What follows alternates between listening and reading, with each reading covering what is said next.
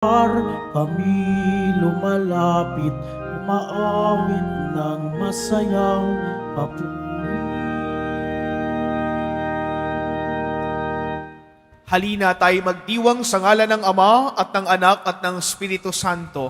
Amen. Ang pagpapala ng ating Panginoong Hesukristo, ang pag-ibig ng Diyos Ama, at ang pagkipagkaisa ng Espiritu Santo, naway sumainyong lahat. At sumaiyo rin. Mga kapatid, amin natin ang ating mga kasalanan upang tayo maging marapat na gumanap sa banal na pagdiriwang. Tayo pong lahat, inaamin ko Sa makapangyarihang Diyos at sa inyo mga kapatid, na lubha akong nagkasala sa isip, sa salita, sa gawa, at sa aking pagkukulang. Kaya isinasamo ko sa mahal na Birheng Maria, sa lahat ng mga anghel at mga banal, at sa inyong mga kapatid, na ako'y panalangin sa Panginoong ating Diyos. Kaawaan nawa tayo ng makapangyarihang Diyos. Patawarin tayo sa ating mga nagawang kasalanan at patnubayan tayo tungo sa buhay na walang hanggan. Amen. Panginoon, kaawaan mo kami. Panginoon, kaawaan mo kami. Kristo, kaawaan mo kami. Kristo, kaawaan mo kami. Panginoon, kaawaan mo kami. Panginoon, kaawaan mo kami. Manalangin tayo.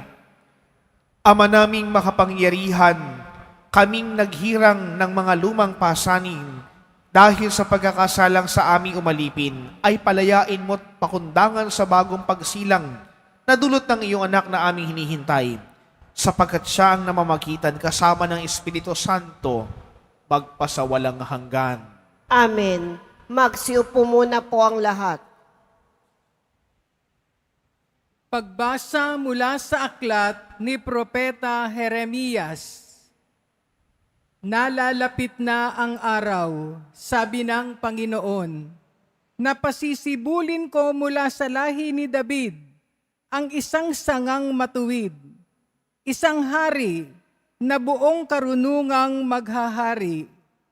Paiirali niya sa buong lupain ang batas ng katarungan. Magiging matiwasay ang Huda sa panahon ng kanyang pamamahala, at ang Israel ay mapayapang mamumuhay.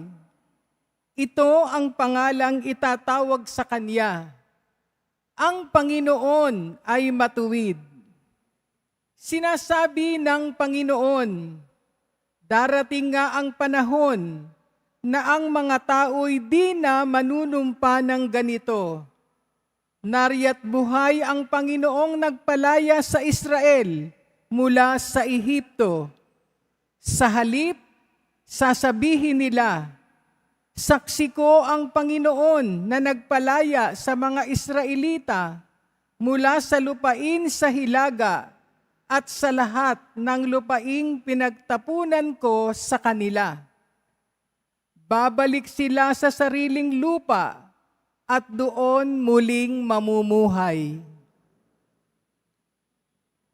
Ang salita ng Diyos. Salamat sa Diyos. Mabubuhay siyang marangal at sasagana kailanman. Mabubuhay siyang marangal at sasagana kailanman. Turuan mo iyong haring humatol ng katwiran. Sa taglay mong katarungan, O Diyos, siya'y bahaginan. Upang siya'y maging tapat mamahala sa iyong bayan, at pati sa mahihirap, maging tapat siyang tunay. Mabubuhay siyang marangal at sasagana kailanman. Kanya namang ililigtas ang sinumang tumatawag, lalo yaong nalimot ng mga taong mahihirap. Sa ganitong mga tao, siya'y lubhang nahahabag. Sa kanila tumutulong upang sila ay maligtas. Mabubuhay siyang marangal at sasagana kailanman. Ang poong Diyos ng Israel, purihin ng taong madla. Ang kahangahangang bagay, tanging siya ang may gawa. Ang dakilang ngalan niya ay purihin kailanman, at siya ay dakilain nitong buong sanlibutan. Amen, Amen. Mabubuhay siyang marangal at sasagana kailanman. Magsitayo na po ang lahat.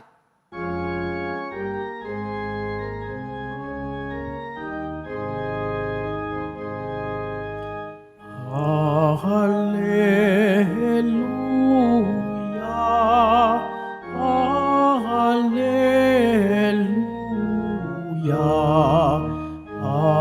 Hallelujah,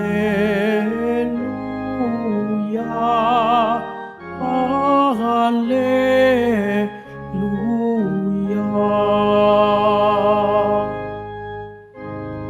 Namumuno ng Israel,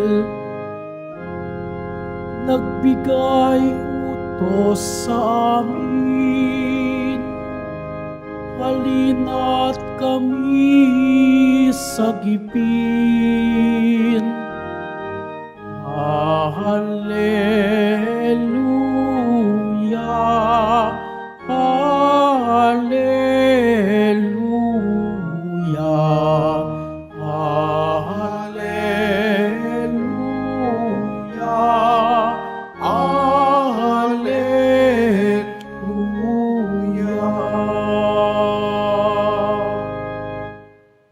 Sumainyo ang Panginoon. At sumaiyo rin. Ang mabuting balita ng Panginoon ayon kay San Mateo. Papuri sa iyo, Panginoon. Ganito ang pagkapanganak kay Hesu Kristo.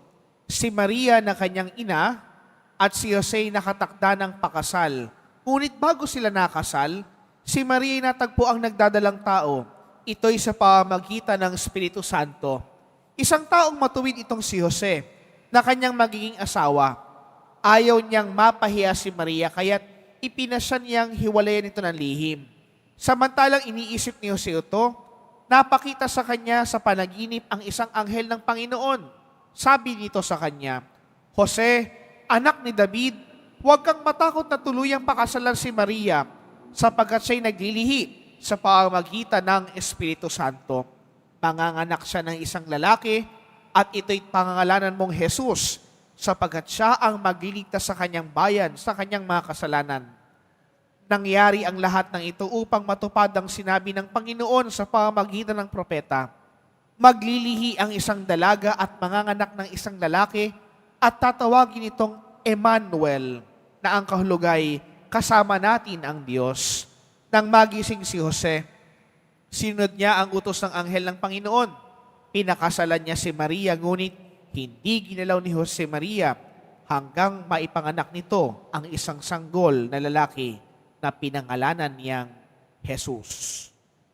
Mga kapatid, ang mabuting balita ng Panginoon. Pinupuri ka namin, Panginoong Heso Kristo. Magsiupo muna po ang lahat. Magandang umaga po sa inyong lahat. Mga kapatid, ngayon pong araw po na ito, sa pagpapatuloy po ng mga misa po natin sa paghahanda ngayong Adbyento at sa papalapit na Pasko, ang pinakatema po ng mga pagbasa po natin ay tungkol po sa paninindigan. Kayo po ba mga kapatid, marunong ba kayong manindigan? Marunong ba kayong manindigan? Itaas ang kamay ng mga marunong manindigan sa kabutihan. Amen. Ilan naman po dito ang mga kayang manindigan sa kasinungalingan at kasamaan? Wala, syempre. Pipili natin yung mga mabuti, di ba? Kasi mga kapatid, bakit ba tayo naninindigan? Kasi meron kang tapang at meron kang prinsipyo na tumayo kung ano ang totoo. Tama po ba? Mga kapatid, ganyan po si San Jose. Isang taong matuwid, may paninindigan. At ano po ang paninindigan ni San Jose? Ang kanyang pong paninindigan ay kaisipan at kultura ng isang Hudyo. Dahil po mga kapatid, isang napakalaking iskandalo sa mga Hudyo na magkaroon ng pagdagdalang tao o nabuntis ang isang babae ng hindi pa kasal. Kahit nan po sa Pilipinas, di ba? Ano po tawag natin dito sa ganon? Disgrasyada. Kaya lang, mga kapatid, inisip ni Jose na hiwalayan na lang ng lihim si Maria dahil ayaw niya itong mapahiya. Mahal niya si Maria Nakatakda silang ikasal. Kaya lang ayaw niya ng kahihiyan. Siguro, naisip ni Jose, kapag iniwan niya si Maria, pwedeng merong masamang mangyari sa kanya. Dahil nga po, alam niyo po sa mga Hudyo, at particularly po sa kultura po ng Middle East, kapag po ang babae nabuntis ng hindi kasal, babatuhin po yan hanggang mamatay. Stone to death. Ganyan ang mga kultura nila.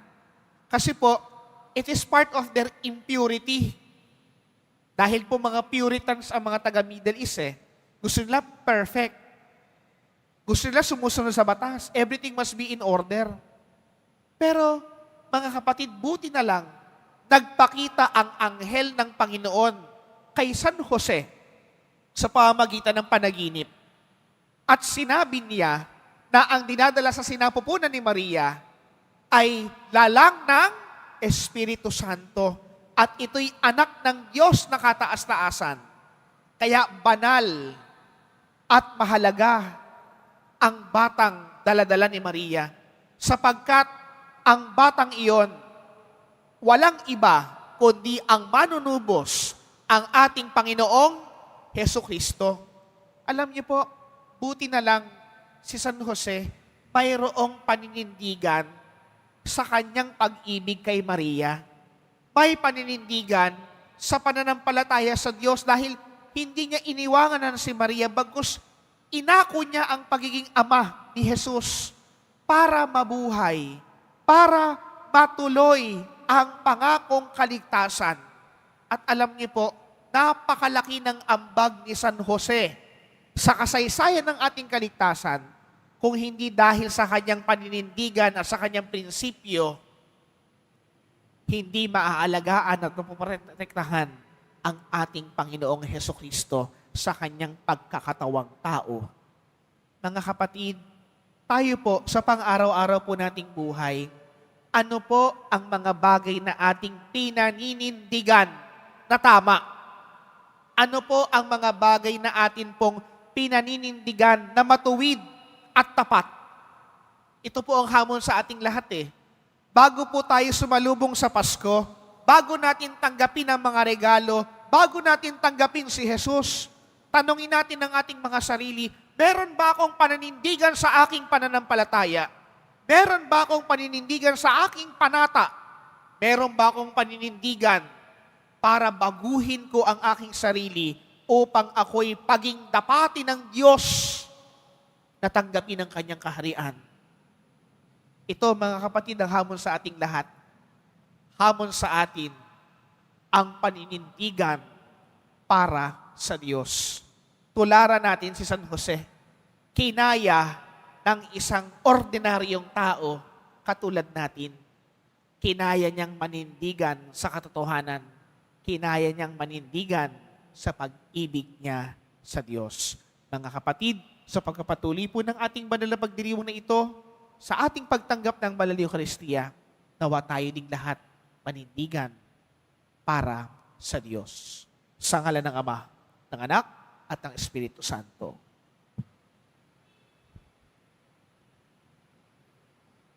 Magsitayo na po ang lahat.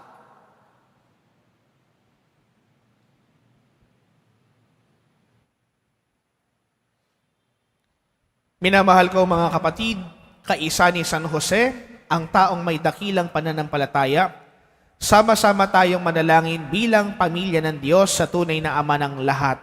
Sa bawat panalangin ating tutugon, Ama ng lahat, basbasan mo kami. Ama ng lahat, basbasan mo kami.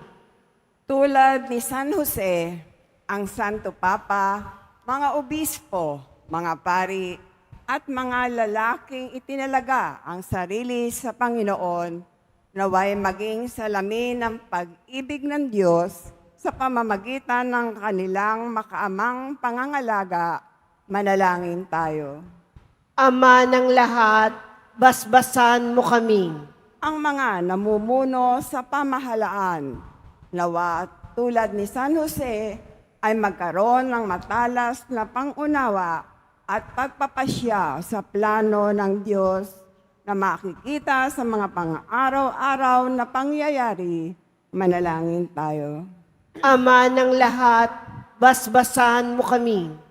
Ang mga ama, naway magpadama ng natatanging pagmamahal at pag-aalala sa kanilang pamilya sa pamamagitan ng kanilang pagsisikap at huwarang pamumuhay.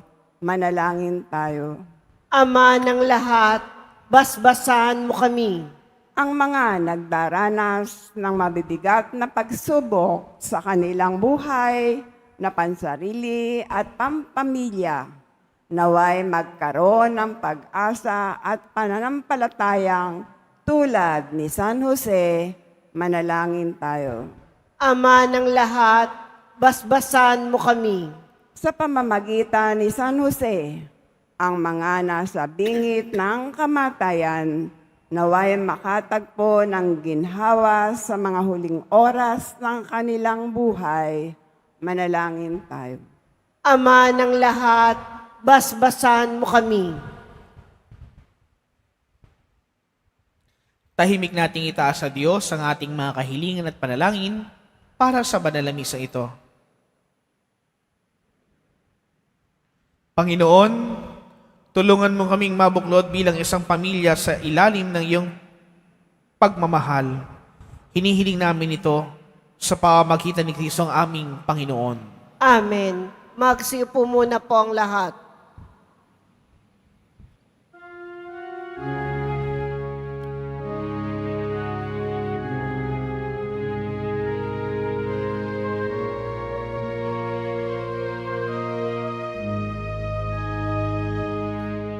Panginoong Diyos, Ama, aming handog ngayon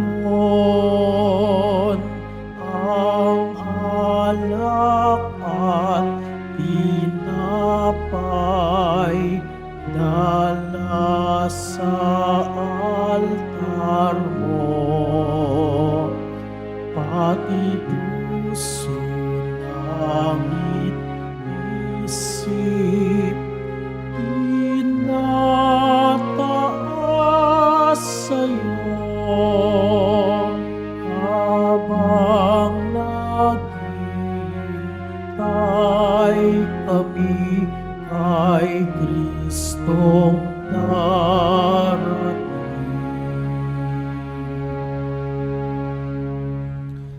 Magsitayo na po ang lahat. Manalangin kayo mga kapatid upang itong paghahain natin ay kalugdan ng Diyos amang makapangyarihan.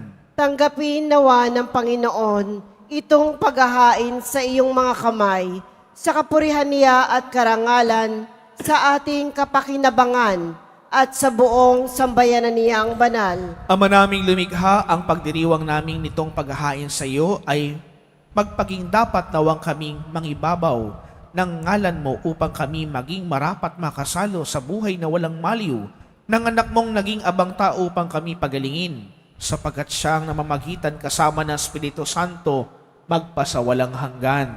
Amen. Sumainyo ang Panginoon. At sumaiyo rin. Itaas sa Diyos ang inyong puso at diwa. Itinaas na namin sa Panginoon. Pasalamatan natin ang Panginoong ating Diyos. Marapat na siya ay pasalamatan. Ama naming makapangyarihan, tunay ngang marapat na kay aming pasalamatan sa pamamagitan ni Jesucristo na aming Panginoon. Ang pagsusugo mo sa Kanya'y pinahayag ng lahat ng mga propeta. Ang pagsilang niya'y pinananabikhan ng mahal na Birheng Kanyang inang tunay. Sa kapangyarihan ng Espiritong Banal, ang pagdating niya'y inilahad ni San Juan Bautista sa kanyang pag-ibinyag. Ngayong pinaghahandaan namin ang maligayang araw ng kanyang pagsilang. Kami nananabing at nanalangin na lubos sa makaharap sa kanyang kadakilaan. Kaya kaisa ng mga anghel na nagsisiawit ng papuri sa iyo ng walang humpay sa kalangitan, kami nagbubunyi sa iyong kadakilaan. Santo, Santo, Santo, Panginoong Diyos ng mga hukbo. Napupuno ang langit at lupa ng kadakilaan mo. O sana sa kaitaasan, pinagpala ang naparirito sa ngalan ng Panginoon. O sana sa kaitaasan, magsiluhod po ang lahat. Ama naming banal, ikaw ang bukal ng tanang kabanalan. Kaya sa pamagitan ng iyong Espiritu, gawin mong banal ang mga kaloob na ito upang para sa amin maging katawan at dugo ng aming Panginoong Hesukristo. Bago niya pinagtiis ang kusang loob na maging handog, hinawakan niya ang tinapay, pinasalamatan kanya, pinaghati-hati niya iyon, iniabot sa kanyang mga alagad at sinabi, "Tanggapin ninyong lahat ito at kanin. Ito ang aking katawan na ihahandog para sa inyo."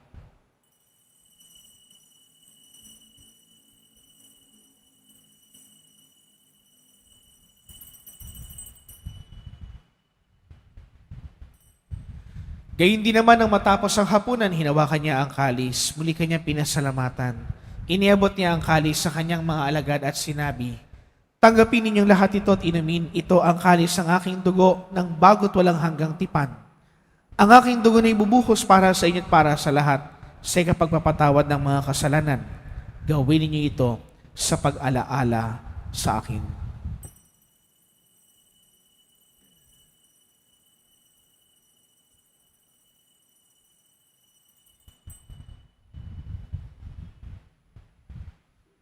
Magsitayo na po ang lahat. Ipagbunyi natin ang misteryo ng ating pananampalataya.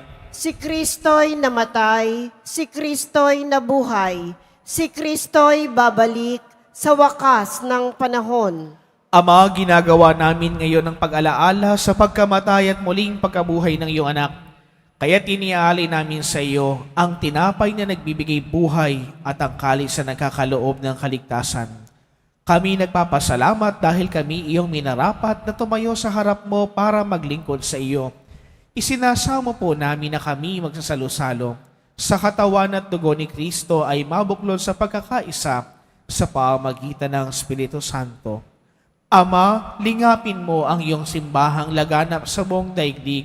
Puspusin mo kami sa pag-ibig, kaisa ni Francisco na aming Papa, at ni Jose na aming Arsobispo at ng Tanang Kaparian. Alalahanin mo rin ang mga kapatid naming nahimlay nang may pag-asang sila'y muling mabubuhay, gayon din ang lahat ng mga pumanaw. Kaawaan mo sila at patuloyin sa iyong kaliwanagan. Kaawaan mo at pagindapatin kaming lahat na makasalo sa iyong buhay na walang wakas. Kaisa ng mahal na Birheng Maria na ina ng Diyos, ng kabiyak ng puso niyang si San Jose, kaisa ng mga apostol at ang lahat ng mga banal, si San Juan Bautista na ating patron, na namuhay dito sa daigdig ng kalugod-lugod sa iyo, maipagdiwang nawa namin ang pagpupuri sa ikararangal mo sa pamagitan ng iyong anak na aming Panginoong Hesu Kristo.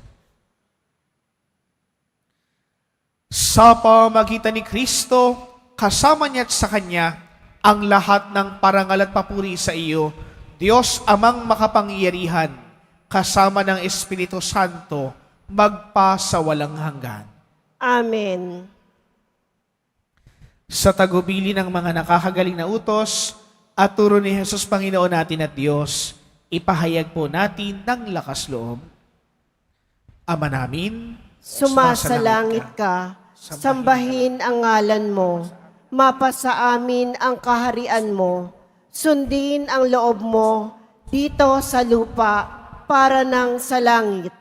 Bigyan mo kami ngayon ng aming kakanin sa araw-araw at patawarin mo kami sa aming mga sala para ng pagpapatawad namin sa nagkakasala sa amin at huwag mo kaming ipahintulot sa tukso at iadya mo kami sa lahat ng masama.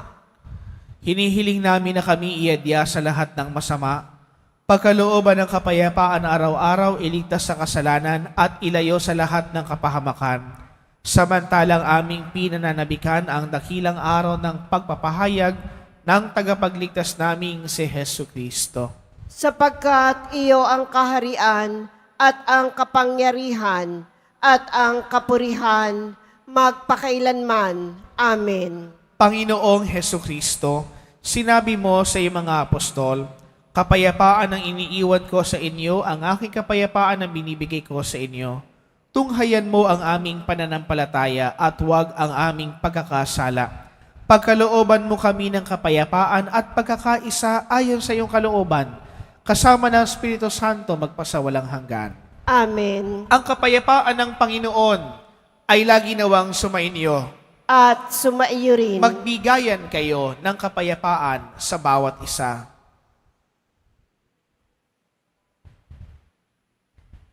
Kordero ng Diyos na nag-aalis ng mga kasalanan ng sanlibutan, maawa ka sa amin. Kordero ng Diyos na nag-aalis ng mga kasalanan ng sanlibutan, maawa ka sa amin.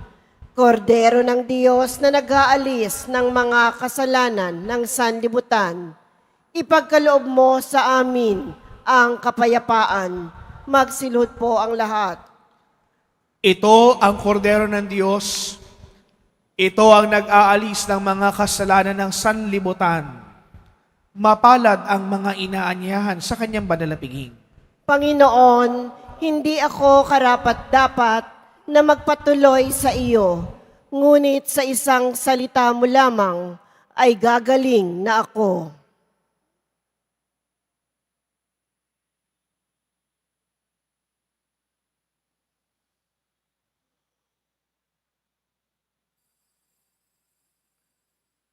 Para sa lahat ng tatanggap ng banal na komunyon, sasagot po tayo ng amen pagkasabi ng pari o ng lay minister ng katawan ni Kristo at isubo agad sa bibig bago umalis sa harapan ng pari o lay minister.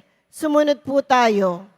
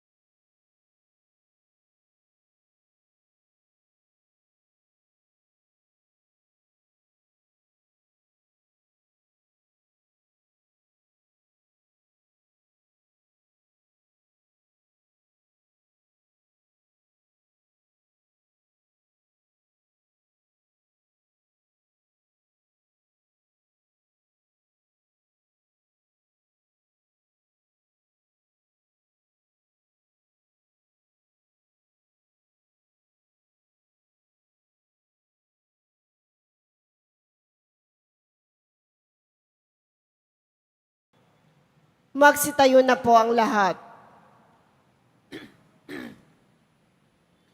Manalangin tayo. Ama naming mapagmahal, pinapakinabang mo kami sa dakilang pag-ibig mo na aming pinagdiwang sa banal mong tahanang ito. Mapaghanda nawa namin ang paraang marangal, ang darating na dakilang kapistahan ng aming katubusan. Sa pamamagitan ni Heso Kristo, kasama ng Espiritu Santo, magpa sa walang hanggan. Amen. Muli po sa inyo pong lahat ng mga nagsimba, mga nag-alay po ng pamisa, mga naglingkod po dito sa ating parokya at pambansang dambana, maraming salamat po sa inyong lahat. Palakpakan po natin ang bawat isa. Sumainyo ang Panginoon.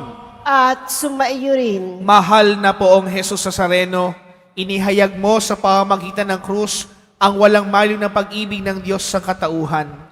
Pakinggan mo ang kahilingan, lalo na para sa mga nangangailangan ng iyong tulong at awa. Makamtan nawa namin ng iyong kasagutan ng may utang na loob na tinatanaw.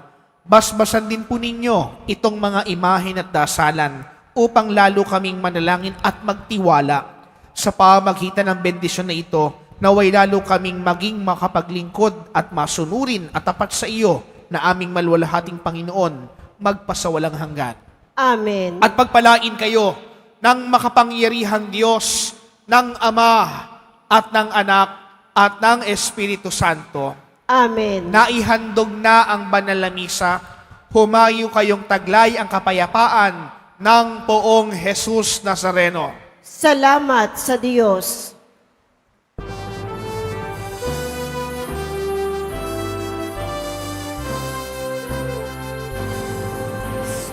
Padre Jesus Nazareno, sinasamba ka namin.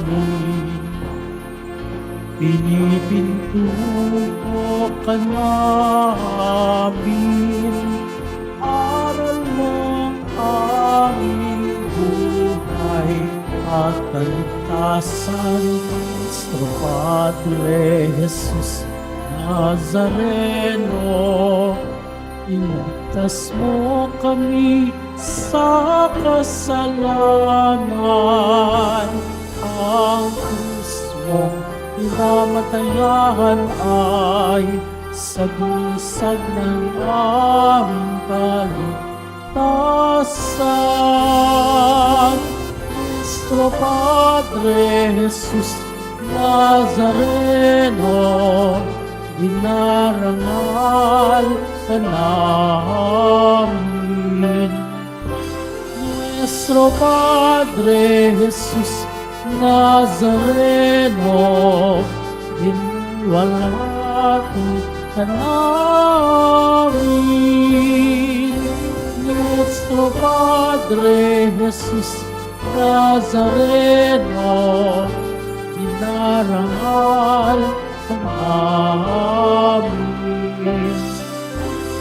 Nuestro Padre Jesus Nazareno, niluwalhati ka namin.